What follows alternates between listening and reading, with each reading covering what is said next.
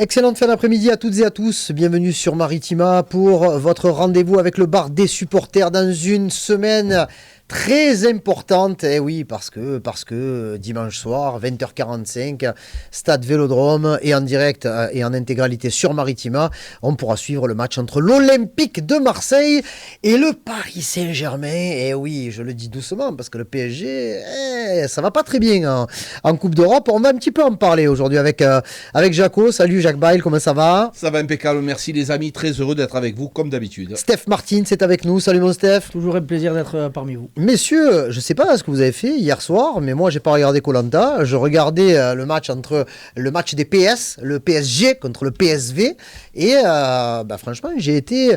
Alors attention, tout ce que l'on va dire aujourd'hui, il faut pas le prendre pour argent comptant. C'est pas un truc. On a regardé aussi le match avec des yeux de Marseillais. Donc moi j'ai pas été emballé par ce PSG. Contre une bonne petite équipe de Eindhoven, mais qui n'est pas le PSV d'Eindhoven de Ronald Koeman de l'époque, je me dis franchement, quand tu vois les 3 matchs de Paris en Coupe d'Europe cette année, contre Gérone, à Arsenal, et contre le PSV Eindhoven, là, voilà, j'ai l'impression quand même que... Et alors, ils n'ont pas le même visage en Ligue des Champions qu'en Ligue 1. Non, pas du tout. Je pense que c'est dans leur tête aussi que ça se passe. Après, tu es obligé de noter leur maladresse offensive. C'est là que le bas blesse. À un moment donné, si tu ne mets pas les occasions au fond, surtout en Champions League, tu le payes cher, voire très cher. Donc je pense que cette équipe, elle a plus ses stars, elle a plus ses vedettes. Et malgré tout, ils n'arrivent pas, dans cette compétition, à monter le curseur, Karim. Et quand tu fais cette compétition, il faut que tu montes le curseur. Alors, en championnat de France, ça va. Mais comme tu disais très justement, c'est possible, c'est pensable. Alors encore une fois, il faut mettre les pincettes parce qu'on ne sait jamais. Bien sûr. Mais quand tu es entraîneur de l'Olympique de Marseille, que tu regardes le match hier soir, tu te dis, ça peut le faire. Oui, ça peut le faire. Moi, j'ai regardé d'abord Monaco Étoile Rouge, après j'ai enchaîné PSG PSV. Franchement, il y a une vraie différence entre les deux. Alors peut-être que le PSV était meilleur que l'Étoile Rouge aussi, mais peut-être que Monaco est meilleur que le Paris Saint-Germain en ce moment. Franchement, quand je vois les productions parisiennes, est-ce qu'on a tort de dire vraiment que Paris est prenable, friable, moins réaliste, moins dépendant d'une star, mais le bloc, parce qu'on nous dit la star n'est plus là, donc le collectif va exploser et ça va être super. Mais c'est pas ce qui se passe, moi je trouve. Non, c'est pas ce qui se passe. Après, tu as toujours quelques individualités qui font mal quand même. Mais comme il n'y a que des internationaux. Voilà, donc, comme le disait Jaco, ça manque énormément d'efficacité, notamment Dembélé. Dembélé, c'est clair que sur les 3, 4, 5 premiers mètres, il te vend du rêve et après c'est pchit. Voilà, donc oui, prenable, oui, friable, je te rejoins. Après, je regardais un autre match, on parlait hier, j'ai plus regardé Real de Madrid. Avec mon cousin voilà, avec ton cousin. Mon cousin, c'est pas Mbappé, bien sûr, il joue sur le côté gauche. Il t'a régalé hier. Il a régalé le compte en banque, il a tout régalé. Là. Et donc, ouais, cette équipe, comme tu le dis, oui, en Ligue 1, elle surnage. Mais encore heureux quand on voit les joueurs qu'ils ont dans leur 11. Mais comme le disait Jacques, dès qu'il faut monter le curseur et quand tu rentres en Ligue des Champions, où n'importe quelle équipe, même dite moyenne, va jouer à 135-40%, si toi tu es un peu plan-plan, c'est pas dit que tu gagnes. Et ils sont à 4 points en 3 matchs. Si 4 points en 3 matchs avant de jouer l'Atlético, le Bayern, Manchester City, Stuttgart et je crois Salzbourg. C'est ça. Donc voilà. Mais bon, après, on se fout un peu de leur parcours. Hein. Ils vont se qualifier, au moins pour les 16e de finale. Mais bon, ils ne sont pas dans les meilleures dispositions. Un match comme celui d'hier, est-ce que ça peut aussi semer un peu le trouble ou vraiment ce sont 2 compétitions bien différentes et c'est surtout un match bien différent parce que pour eux aussi, c'est un des matchs les plus importants de la saison quand ils jouent contre l'OM. Bien sûr que ça peut semer le doute, Karim. Pourquoi ? Parce qu'à la sortie de ce match, je pense que le coach n'est pas content du tout. Il a dû s'en prendre à certains joueurs et les joueurs, tu sais comme ils sont, susceptibles, pas contents eux aussi de leur performance. Donc ça peut aussi ne pas les aider pour dimanche soir. Et imagine-toi que dimanche soir, nous les accrochions. Eh bien, attention au Paris Saint-Germain. Parce que cet entraîneur, ce n'est pas quelqu'un qui va motiver. C'est quelqu'un, ce n'est pas un fédérateur. Tant que ça va bien, tout va bien. C'est un peu comme Ter Zakarian. Tu as des gens qui savent fédérer. Lui, il crie, il hurle, mais il n'explique pas. Et quand il explique, à mon avis, il explique très mal dans un espagnol spécial. Donc je pense qu'on a les capacités et les qualités pour pouvoir lutter contre cette équipe. Pourquoi ? Parce que l'Olympique de Marseille a une équipe très équilibrée. Offensivement, tu as vu ce qu'on est capable de faire. Nous, par contre, on est capable, dans tous les secteurs, de marquer. Avant, tu avais un numéro 9 qui marquait des buts. Maintenant, ça marque à droite, ça marque à gauche, les milieux de terrain. Et en plus, tu rajoutes à ça un Rabiot. Mais je pense que l'OM a des qualités pour faire peur à cette équipe. Voilà, c'est plus la même chose qu'auparavant. Alors, je n'ai pas dit qu'on va gagner 4-0, mais avant, tu te disais, ça va être trop dur. Car quand tu voyais l'effectif que nous avions, là, franchement, je pense qu'on peut faire quelque chose. Est-ce que, c'est une question que j'ai posée aux supporters, j'étais à la commanderie tout à l'heure pour voir un petit peu le ressenti des supporters, ce sont les vacances scolaires, il y avait beaucoup de gens qui venaient de loin, j'ai croisé des gens qui sont partis ce matin à 5h du matin du Cantal pour venir prendre les photos, signer les maillots et qui vont rester jusqu'à dimanche, faire le match et rentrer lundi. Il y en avait de l'Oise, il y en avait de la Normandie, il y en avait de l'Alsace, non franchement c'était... On a de Angers à Montpellier. Exactement, et je leur ai demandé si OM-PSG, c'était vraiment le match le plus important de la saison pour eux. Les réponses sont équilibrées. Pour toi, mon Steph? Pour moi, oui, parce que moi, j'ai connu les grandes époques où c'était vraiment de vrais classicos. Et cette saison, je pense que oui, parce que comme le dit Jacques, je pense que les deux équipes se rapprochent. Voilà. Avant, c'est clair qu'il fallait un pari à 60% et un OM à 130-140 pour espérer quelque chose. La preuve, depuis 2012, on n'a pas gagné au Vélodrome. Donc ça veut dire ça en dit long. Et il va falloir mettre fin à ces années de disette. Mais pour cela, moi je pense que c'est quand même le match que tu coches en premier sur le calendrier quand tu le regardes. Après, c'est clair que niveau du stade, bon, c'est beaucoup de touristes qui viennent. Et des fois, tu as l'impression que l'ambiance, c'est pas aussi impressionnant que ça. Mais ça fait du bruit quand même. Oui. Mais après, ça fait du bruit très tôt, voilà, je trouve. sur le terrain, je pense que sincèrement, cette année, avec le 12e homme qui risque de pousser, parce que ça va pousser, parce que, comme le dit Jacques, on a tous ce petit truc qui dit il y a peut-être moyen de les taper, mais de les taper correctement en plus, c'est-à-dire avec la manière aussi. Et pour cela, pour ma part, il faudra réitérer le match qu'on a fait en Coupe de France, c'est-à-dire les prendre à la gorge, ne pas les lâcher, parce que c'est clair que si tu leur laisses le jeu, ça va être compliqué. Tu sais, Karim, je serais déçu, moi, si on ne faisait pas le match qu'il faut. Alors, je n'ai pas dit une victoire obligatoire, mais je te dis le match qu'il faut. C'est-à-dire qu'il faut mettre de l'intensité, il faut se créer des occasions, il ne faut pas se mettre derrière. Et en attendant, on a les qualités pour pouvoir le faire dimanche soir. Essayons. Si on n'y arrive pas, c'est pas grave. Mais si tu veux profiter, comme je disais, du public, il faut que tu donnes de l'intensité. Oui. Si tu joues plan-plan, eh ben, le public, il va s'endormir. Si tu veux profiter du 12e homme, mettez du sang, mettez de l'énergie. Et à ce moment-là, le public va t'aider à pousser un petit peu plus. Je pense que c'est tout simplement indispensable. Ouais, souvent, dans ces matchs, on avait... ce truc de se dire il ne faut pas prendre de but dans les 10 premières minutes, ce qui arrivait très souvent. Oui. Hein, je me souviens des Thiago Silva, des Matuidi, des Zlatan Ibrahimovic qui arrivaient à éteindre un petit peu le stade assez rapidement et surtout éteindre l'équipe d'en face. Mais tu dis quelque chose d'intéressant quand tu dis voilà la Coupe de France. Moi j'ai l'impression qu'on est un petit peu dans le même état d'esprit. Juste avant le match de Coupe de France, où on savait à l'époque que Mbappé ne jouerait pas, et on s'était dit, avec la dynamique de l'Olympique de Marseille du moment, l'OM de Tudor, et conjugué à ça un Paris Saint-Germain qui n'est pas peut-être le meilleur Paris Saint-Germain de la saison à cette époque-là, c'était jouable. Est-ce que c'est un peu ça? Parce que là aujourd'hui, Mbappé ne jouera pas quoi qu'il arrive, et il n'y aura pas Mbappé, il n'y aura pas Cavani, il n'y aura pas Di Maria, il n'y aura pas Neymar, il n'y aura pas Messi, il n'y aura pas Zlatan. Non mais ça en fait. Ça me fait beaucoup. C'est pour ça que je te dis, je pense que les deux équipes, je ne vais pas te dire que tu es à leur niveau, parce qu'il y a encore quand même un petit écart. Il y a un écart de 3 points. Voilà, aujourd'hui. Non mais si on regarde à la physionomie du groupe de l'équipe, ils ont beaucoup plus d'expérience que toi. Ça fait plusieurs saisons que certains joueurs jouent ensemble.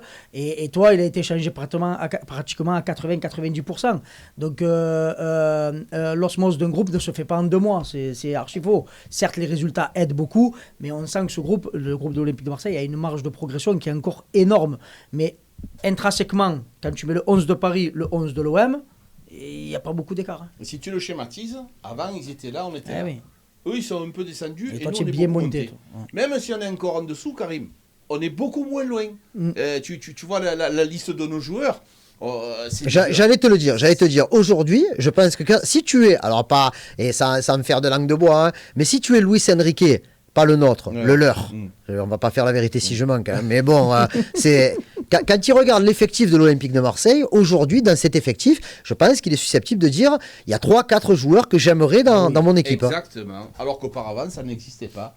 Quand tu vois jouer au football Mason Greenwood, excuse-moi, même si tu es entraîneur de Paris Saint-Germain, tu te dis, quand je vois les performances d'Embélé, je dis, peut se titiller. Jonathan Rowe, le match, quand il est là... Là, c'est pas pareil, c'est pas Jonathan Rowe, c'est Jonathan Bale. C'est ton fils, on dirait maintenant. Chaque saison, il a un piston. Famille nombreuse. Et Léo Balerdi, on en parle de la progression de Léo Balerdi. De Léo Balerdi contre Montpellier. Oui, mais... Pas de Léo Balerdi... Léo Balerdi, s'il arrive... Danger. Toujours, c'est sa tête. Toujours, il faut mais au niveau technique, au niveau physique, dans l'impact, c'est un mec qui est présent. S'il arrive à se poser, à se calmer, il peut exister dans des équipes aussi fortes que le Paris Saint-Germain, Manchester et compagnie. Il a ce niveau-là, ce joueur-là. Tu as vu la montée qu'il a faite à Paris Saint-Germain. Il nous en avait fait une la saison dernière contre le Paris Saint-Germain. Il en avait fait une contre Monaco. Il est en train de monter. Lui, au niveau de la progression, c'est force 10. Donc je pense qu'on a Heuberg au milieu. Je pense qu'il lui plairait aussi. Donc voilà, ça fait beaucoup de joueurs potentiellement capables de jouer à Paris. Mais est-ce que la victoire de Montpellier, l'écart qu'il y a eu entre les deux équipes, le festival offensif, le retour d'Eli Wahi, est-ce que c'est pas tout ça aussi qui apporte un surcroît, un surplus de confiance? Bien sûr, mais carrément. C'est pour ça que souvent, quand on parle des matchs dans la semaine et qu'on rencontre une équipe dite beaucoup plus faible que l'Olympique de Marseille, on se dit que c'est des matchs qui sont censés te mettre en confiance. Pourquoi ? Parce que c'est un match qui doit être à ta portée et que tu dois pouvoir gagner 3, 4, 5 buts d'écart. Comme ça a été fait à Montpellier. Et ce qui est exceptionnel, c'est que tu as pratiquement toutes tes avancantes qui ont marqué. Donc pour la confiance, c'est énorme. Tu fais une clean sheet.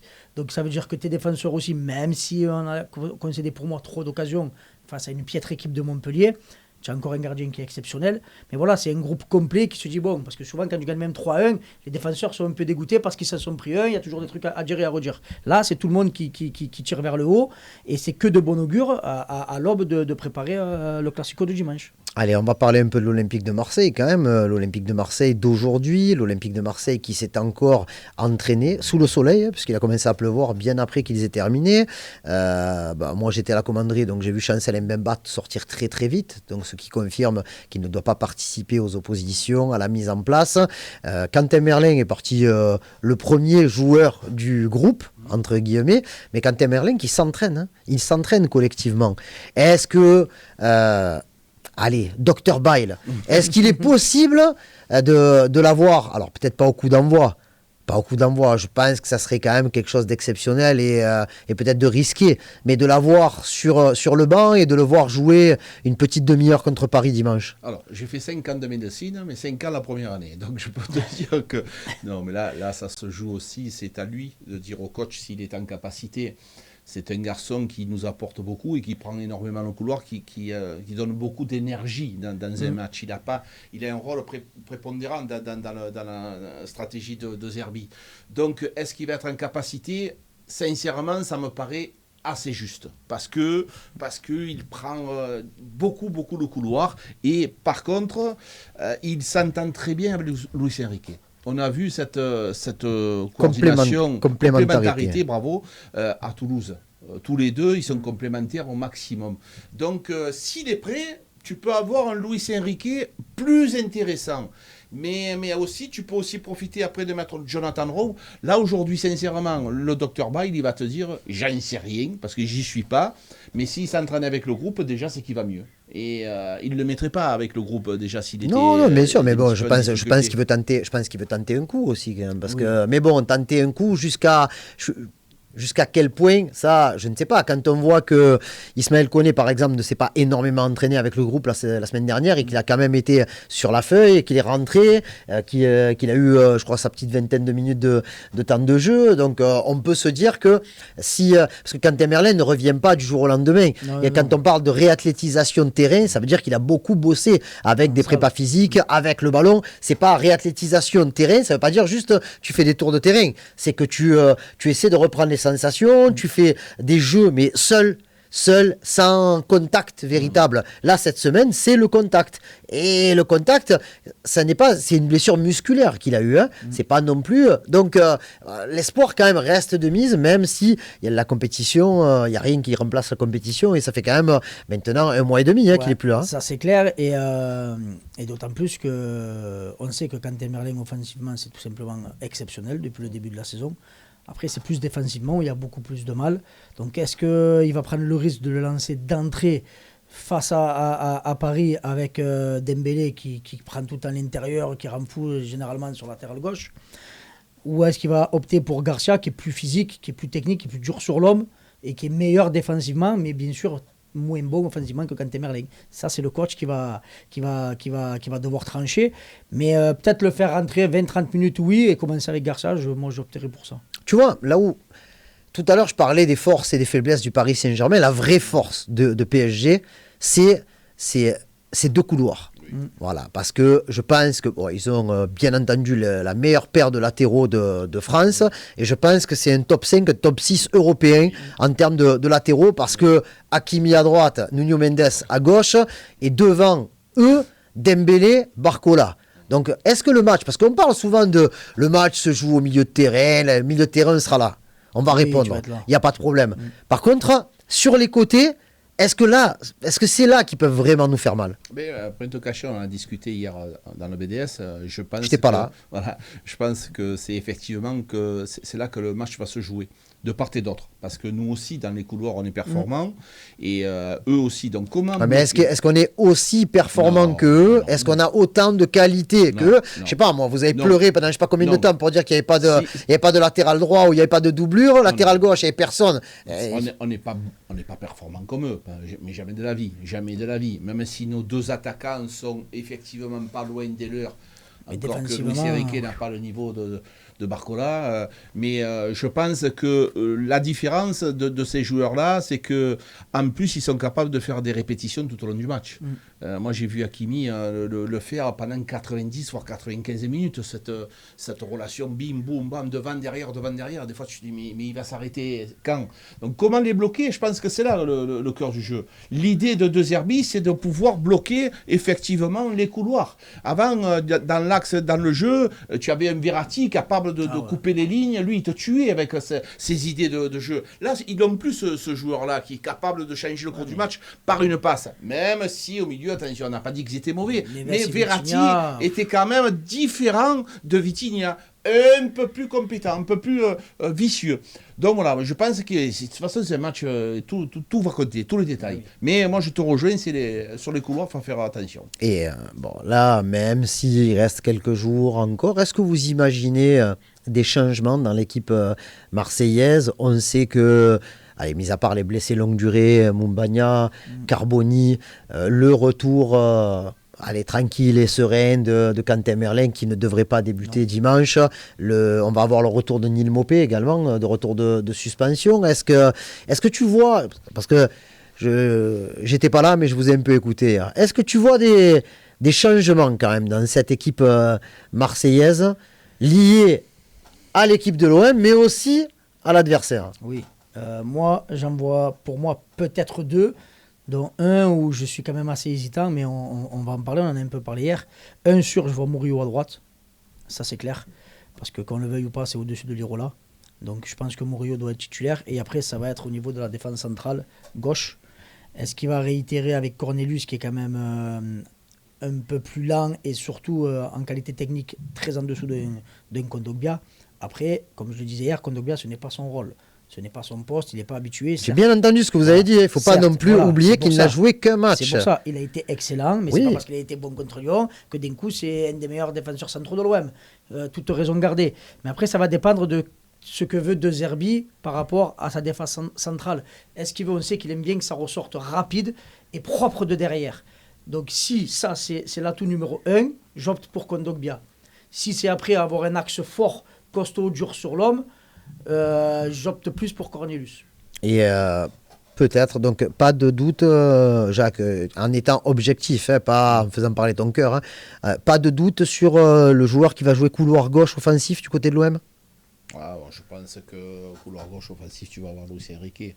Effectivement, je ne vois pas Jonathan Rowe débuter. Oui. Parce que tu l'as dit tout à l'heure, Karim, tu vas avoir besoin de quelqu'un qui défend un peu plus. On sait tous que Luis Enrique, au niveau défensif, est meilleur que Jonathan Rowe. Jonathan, il peut rentrer dans les 25-30 dernières minutes, pourquoi pas, et prendre le couloir. Et faire ce que Luis Enrique a fait à Montpellier. Voilà, et il peut le faire, lui, mais je pense qu'il a plus de rapidité et de qualité technique. Personnellement, c'est comme ça que je commencerai, pour essayer quand même de ne pas trop me jeter dans la gueule du loup, parce que j'ai besoin de me renforcer mes couloirs. Je vais même demander à Greenwood de venir m'aider, parce que... Et il l'a déjà fait un peu plus, je trouve, contre Montpellier. Exactement. Oui. Il a été plusieurs fois dans la récupération, il est descendu un petit peu plus bas. Là, il va falloir justement essayer d'attaquer, bien entendu, mais surtout de bien défendre, Karim. Allez, ça commence à monter. Hein, la pression monte, mais tout doucement, tranquillement, sereinement. On est en train d'essayer de voir si on peut vous proposer un petit programme spécial avant le match pour essayer d'accompagner les gens qui seront dans leur voiture pour arriver sur le Vélodrome. On verra ça pour dimanche. On se retrouve demain, même heure, même endroit, messieurs. Allez, pour le prochain grand plaisir. bar des supporters où on prépare nous aussi le Classico dans une semaine de match de Coupe d'Europe qu'on regarde à la télé, comme on n'a pas l'habitude. Tu vois les pics comme ça. Là, mais ça fait mal, mais bon, c'est comme ça. Allez, je vous souhaite une bonne soirée, en forme pour demain, et on se rapproche petit à petit de ce Classico entre l'Olympique magnifique et le Paris Saint-Germain. Bonne soirée à tous. Toute la saison sur Maritima, avec votre concessionnaire Nissan Marseille, l'Estac et Aubagne Groupe Morin. Suivez en direct l'Olympique de Marseille. Dimanche 27 octobre à 20h45, l'OM reçoit le PSG. Vivez le match en direct sur Maritima, en compagnie de Karim Attab et Jacques Bail. Avec notre partenaire, votre concessionnaire Nissan Marseille, l'Estac et Aubagne Groupe Morin. Nissan, Defy Ordinary, défiez l'ordinaire.